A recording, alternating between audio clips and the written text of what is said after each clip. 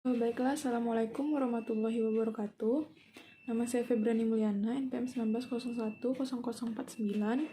Pada kesempatan kali ini, saya akan menjelaskan materi tentang pengertian respirasi. Nah, secara umum, respirasi adalah peristiwa menghirup udara dari luar yang mengandung oksigen serta mengembuskan udara yang banyak mengandung karbon dioksida keluar dari tubuh. Ini adalah menurut Saifuddin. Dan sedangkan lebih umumnya lagi, respirasi adalah pertukaran gas, yaitu oksigen yang dibutuhkan tubuh untuk metabolisme sel dan karbon dioksida yang dihasilkan dari metabolisme tersebut dikeluarkan dari tubuh melalui paru-paru. Selanjutnya, pengertian respirasi pada tumbuhan adalah suatu reaksi katabolisme yang dapat memecah molekul-molekul gula sehingga menjadi molekul anorganik yang berupa CO2 dan H2O. Respirasi merupakan proses dalam pengambilan O2 untuk memecahkan senyawa-senyawa organik menjadi CO2, H2O, dan energi.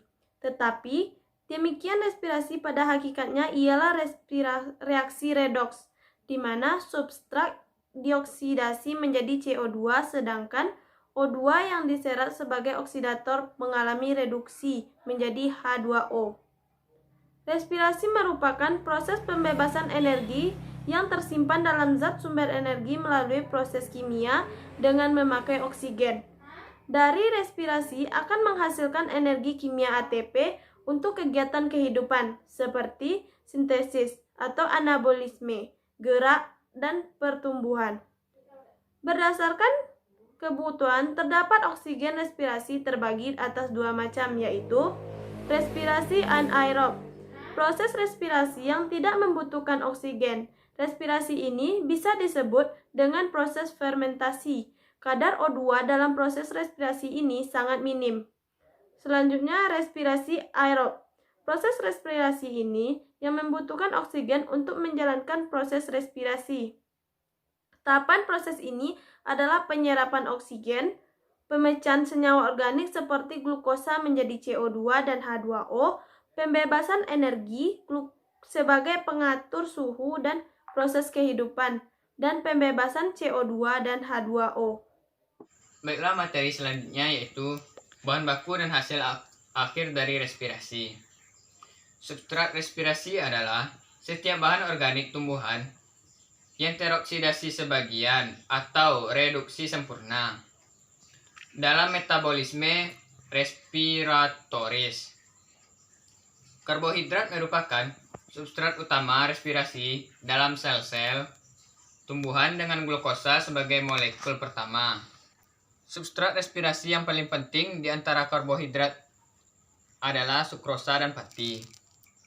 Dalam beberapa jaringan tumbuhan, selain karbohidrat, senyawa lain kadang-kadang dapat menjadi substrat respirasi. Pada biji-biji tertentu, seperti jarak, mengandung lemak yang sangat tinggi sebagai bahan cadangan yang terdapat di dalam jaringan endosperma yang mengelilingi embrio. Selama beberapa hari pertama, perkecambahan lemak ini akan diubah menjadi sukrosa yang selanjutnya diserap dan direspirasi oleh embrio yang sedang tumbuh. Pada keadaan tertentu, dalam beberapa jaringan tumbuhan, juga beberapa asam organik dapat digunakan sebagai substrat respirasi. Misalnya asam organik berkarbon 4 yang ditimbun dalam daun tumbuhan sukulen familia Crassulaceae. Asam malat ini direspirasi menjadi karbon dioksida dan air melalui mekanisme khusus. Asam organik berkarbon 2 yang ditimbun dalam daun yang disinari sebagian besar tumbuhan tinggi juga dapat digunakan untuk respirasi. Protein jarang direspirasi kecuali dalam keadaan tertentu. Protein berperan sebagai substrat respirasi selama tahap awal. Perkecambahan biji yang mengandung protein tinggi sebagai cadangan makanan. Protein akan diubah menjadi asam-asam amino yang kemudian asam amino diubah menjadi senyawa antara respirasi karbohidrat. Dengan demikian, asam amino direspirasi oleh jalur yang digunakan oleh respirasi glukosa.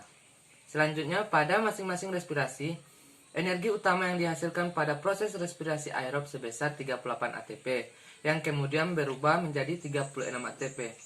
Hal ini terjadi karena adanya pengurangan energi untuk keperluan transport elektron, sementara respirasi anaerob hanya menghasilkan energi sebesar 2 ATP. Selanjutnya, fosforilasi pada tumbuhan. Fosforilasi oksidatif adalah tahapan lanjutan dari metabolisme energi secara aerob. Setelah glikosis dan siklus Krebs, tahapan ini sendiri merupakan gabungan antara rantai transport elektron yang diikuti dengan proses kemiosmosis yang hasil akhirnya adalah ATP.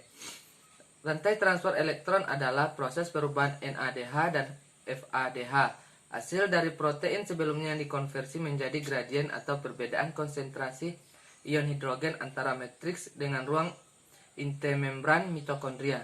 Perubahan konsentrasi ini kemudian digunakan sebagai sumber energi dalam proses kemiosmosis yang hasil akhirnya adalah ATP.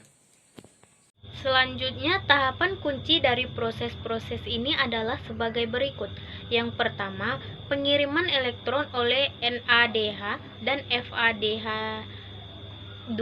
Keduanya adalah molekul pembawa elektron hasil oksidasi proses glikolisis maupun siklus Krebs.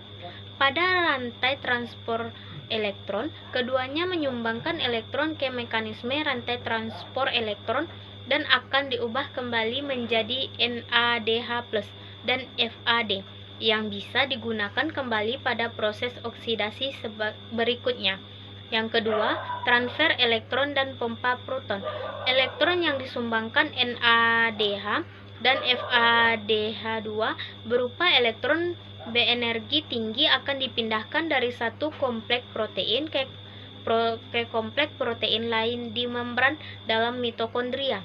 Sambil bergerak, elektron ini akan melepaskan energi. Energi yang dilepaskan digunakan untuk memompa proton atau ion hidrogen (H+) dari matrik ke ruang intermembran mitokondria. Proses ini menciptakan gradien elektrokimia. Yang ketiga, pembelahan oksigen membentuk air. Setelah melewati berbagai protein, pada akhirnya elektron yang dipindahkan mengalami penurunan tingkat energi. Di tahap akhir, elektron ini kemudian dipindahkan ke akseptor. Elektron terakhir yaitu berupa molekul oksigen, O2. Setelah menerima elektron, O2 terpecah menjadi 2 dan masing-masing akan menghasilkan molekul H2O. Yang keempat, sintesis ATP. Proses sebelumnya menciptakan gradien elektrokimia H+ antara matrik dengan ruang intermembran. Baiklah, hanya sekian yang dapat kami sampaikan. Terima kasih. Assalamualaikum warahmatullahi wabarakatuh.